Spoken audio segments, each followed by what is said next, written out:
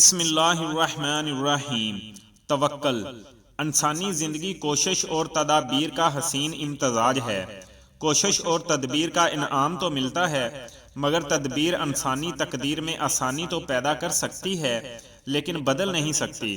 اس لیے اپنی تدابیر کے انجام کو اللہ کے سپرد کر دینا توکل کہلاتا ہے۔ توکل در حقیقت دلی جذبے کی ایک کیفیت کا نام ہے جس کی بنا پر انسان اپنے مالی وسائل اور دیگر ضروریات زندگی کے لیے اللہ پر بھروسہ کر لیتا ہے، اور جو شخص اللہ پر حد سے زیادہ بھروسہ کر لیتا ہے تو اللہ اس کی کفایت کرنے لگتا ہے۔ دنیا میں جو کچھ ہو رہا ہے وہ اللہ کے حکم سے ہو رہا ہے، اور اسی کی رحمت سے یہ کارخانہ حیات سرگرم عمل ہے۔ لہذا فضل الہی پر دل کی گہرائیوں سے بھروسہ کر لینے سے توکل پیدا ہو جاتا ہے۔ توکل کی راہ بہت عمدہ ہے اور یہ اللہ کے خاص بندوں کا راستہ ہے، کیونکہ جو شخص سچے دل سے اللہ پر بھروسہ کر لیتا ہے اللہ اسے کسی چیز کی کمی نہیں رہنے دیتا۔ توکل کی راہ بظاہر تو بڑی مشکل ہے، مگر اللہ کے جن بندوں نے یہ راستہ اختیار کیا اللہ تعالیٰ نے انہیں اور نعمت سے نوازا۔ توکل کی حقیقت کے متعلق حضور صلی اللہ علیہ وآلہ وسلم کے ارشادات مندرجہ ذیل ہیں۔ حضرت عمر رضی اللہ تعالی عنہ سے روایت ہے کہ میں نے رسول اللہ صلی اللہ علیہ وآلہ وسلم کو فرماتے ہوئے سنا، اگر تم اللہ تعالیٰ پر اسی طرح بھروسہ کرو جیسے بھروسہ کرنے کا حق ہے تو تمہیں پرندوں کی طرح روزی دی جائے کہ صبح کو بھوکے نکلتے ہیں اور شام کو سیر ہو کر واپس آتے ہیں۔ حضرت ابن عباس رضی اللہ تعالی عنہ سے روایت ہے کہ رسول اللہ صلی اللہ علیہ وآلہ وسلم نے فرمایا، میری امت کے 70,000 افراد حساب کے بغیر جنت میں داخل ہوں گے۔ وہ نہ جاہلانہ جھاڑ پھونک کرتے ہوں گے اور نہ شگون لیتے ہوں گے، بلکہ اپنے رب پر بھروسہ کرتے ہوں گے۔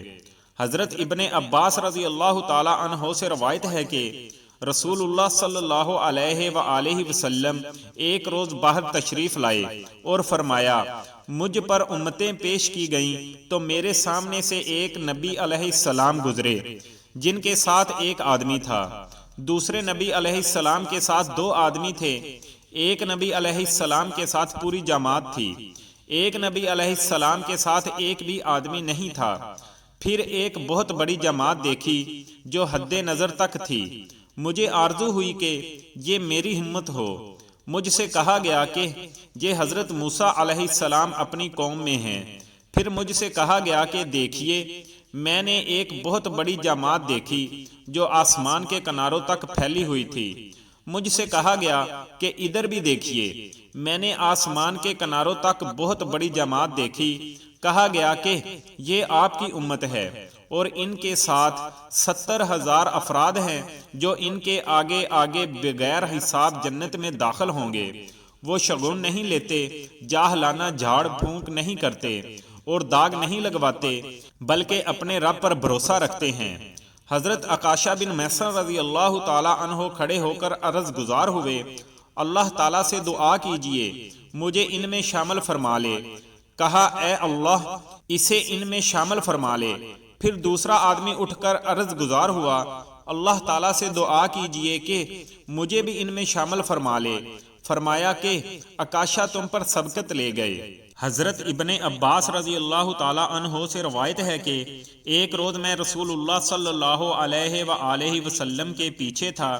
فرمایا، اے لڑکے، اللہ کے حقوق کی حفاظت کرو کہ وہ تمہارے حقوق کی حفاظت کرے گا اور تم اسے سامنے پاؤ گے، اور جب کچھ مانگنا ہو تو اللہ سے مانگو، اور جب مدد درکار ہو تو اللہ سے مدد لو، اور جان لو کہ تمام امت اگر اس بات پر تل جائے کہ کسی چیز کے ساتھ تمہیں نفع پہنچانا ہے تو نفع نہیں پہنچا سکیں گے مگر وہی جو اللہ تعالیٰ نے تمہارے لیے لکھ دیا ہے، اور اگر سارے تمہیں کسی چیز کے ساتھ نقصان پہنچانے پر تل جائیں تو نقصان نہیں پہنچا سکیں گے مگر وہی جو اللہ تعالیٰ نے تمہارے لیے لکھ دیا ہے۔ قلم اٹھا لیے گئے اور دفتر خشک ہو چکے ہیں۔ حضرت ابو درداء رضی اللہ تعالی عنہ سے روایت ہے کہ رسول اللہ صلی اللہ علیہ وآلہ وسلم نے فرمایا، رزق بندے کو اس طرح تلاش کرتا ہے جیسے اس کی موت اسے تلاش کرتی ہے۔ حضرت ابن مسعود رضی اللہ تعالی عنہ نے فرمایا کہ رسول اللہ صلی اللہ علیہ وآلہ وسلم نے مجھے آیت پڑھائی، بے شک میں بہت رزق دینے والا، طاقت والا اور قدرت والا ہوں۔